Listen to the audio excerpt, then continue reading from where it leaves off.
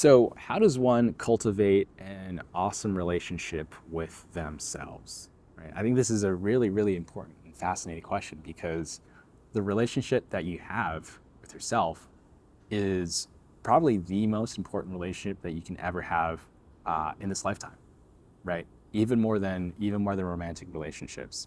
And the reason I say and the reason that I say that is because all of your relationships, all of your external relationships are a direct reflection of the relationship that you have with yourself, right? So the people that you surround yourself with, the people that you're friends with, um, you know, who your romantic partner is, that's all a reflection of how you feel about yourself and how you think about yourself.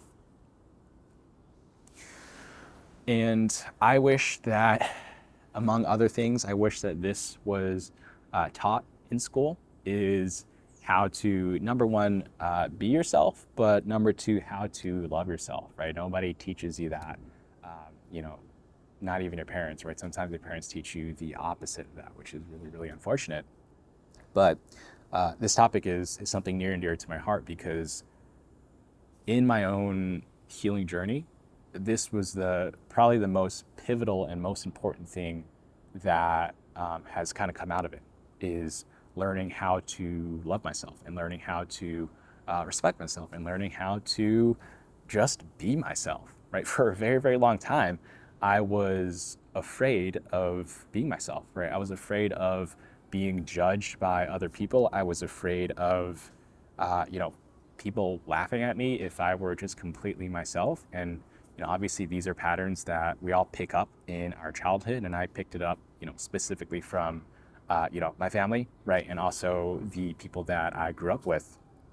And it took a very, very long time for me to recognize that all those voices, right, all those influences, were not the real me, right? They were not coming from within; they were coming from without, or coming from outside of me. And as soon as I realized that, that's when I started to notice that, you know, I could have my own opinions, right? I could have my own, feelings. I could have my own, goals and desires, and not be so subject to influence by people around me, right? And that's when my self exploration really took it up to another notch, was when I started to learn how to listen to myself. When I started to learn how to listen to the deepest essence of my being, right? The deepest essence of who I am. And honestly, since then, life has been great. Life has been really, really amazing. And I think this is I don't even want to call it a hack, but this should really just be common knowledge. It's like the more that you're aligned with yourself, the first of all, the easier it is to do things, the easier it is to, um, you know, have relationships, have great relationships, and have great friends, and most importantly, have a great relationship with yourself. So I'm trying to boil down what were the main sort of keys, or what are the main keys that allow you to cultivate such a positive and such a great relationship with yourself, or how to cultivate an awesome relationship with yourself. And I would say number one, the thing that comes to mind first is it goes back to listening to yourself. Right? It goes back to really taking the time to block out outside noise, right? Block out what other people say, block out what other people think, and really just to tune in and to go deep within yourself and listen to, you know, what you want, right? What your needs are, what kind of what kind of life do you want to live, right? What kind of life do I want to live? And it can be scary, right? Because you might find out in there that what you want is completely the opposite of what your parents expect of you or what society expects of you, and to go against that is threatening, right? To go against the grain is frightening because, again, it means a part of you needs to die, or it means a part of you needs to come out of the darkness and fully express itself, right? It might have been buried for, many, many years, right? Many, many decades. And now it's, kind of starting to see the light, and, the light is a little bit scary. So I would say for me personally, my journey in self growth and development has come gradually. Right? It's come over many, many months, many, many years. It's not something that has happened overnight, uh, which I think it's a good thing, right? I think it's a good thing because to go from one person to a completely different person in a very, very short amount of time. I mean, it happens, right? It happens to a lot of people, especially if they've gone through a very kind of traumatic, sort of shocking moment. But it can also be a little bit destabilizing, right? So I think there's merit to kind of transforming slowly over time. And this is something that I wrestle with a lot because it's like, I want to get things done, right? I want things to move faster.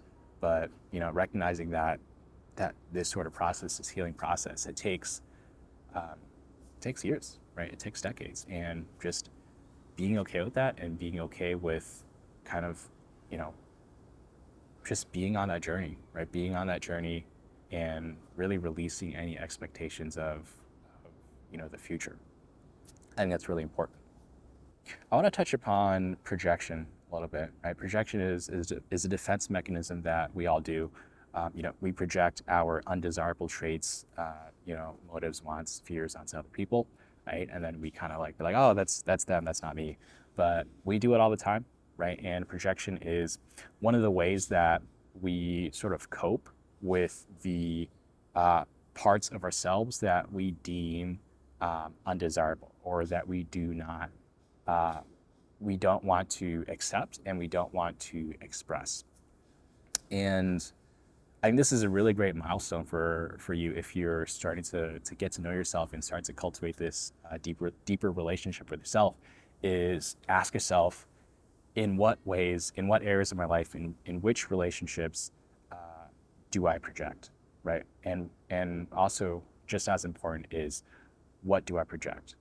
What parts of my psyche, what parts of my unconscious um, do I project onto others because I feel like it is unacceptable if it lives within myself, right? And the more you sort of ask yourself this question, and the better you get at recognizing certain projections and starting to even catch them, and then bring them back onto you, right? Bring them back onto yourself, and just, not project outwards as much.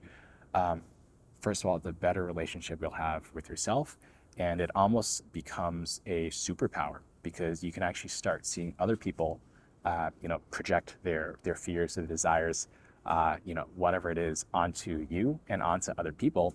And you can actually start recognizing what are the aspects of their lives that they feel, unworthy or unloved or insecure about. So it's a really, really great exercise to understand yourself better, because when you project outwards, right, onto other people, that means that is a part of your life, your existence, that you are not 100% okay with, right? And that's where we need to do a little bit.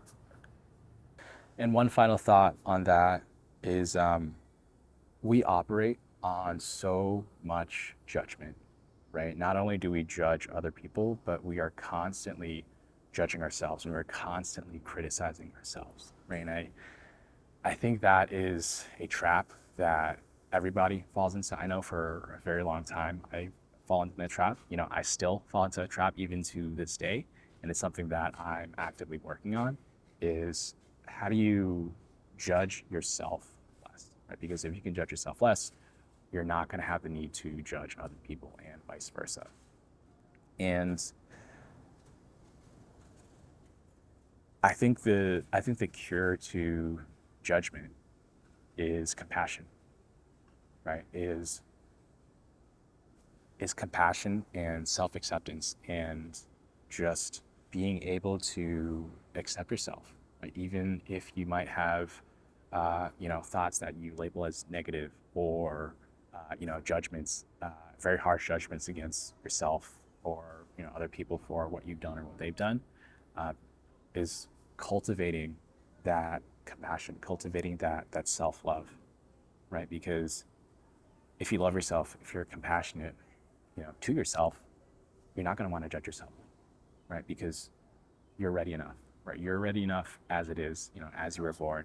And the more that you recognize that, um, and the more that you practice compassion, the better your life is going to be, right? The happier you're going to be, the more amazing your relationships are going to be.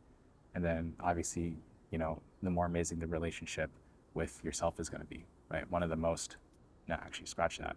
The most important relationship you can have in this life is a relationship that you have with yourself.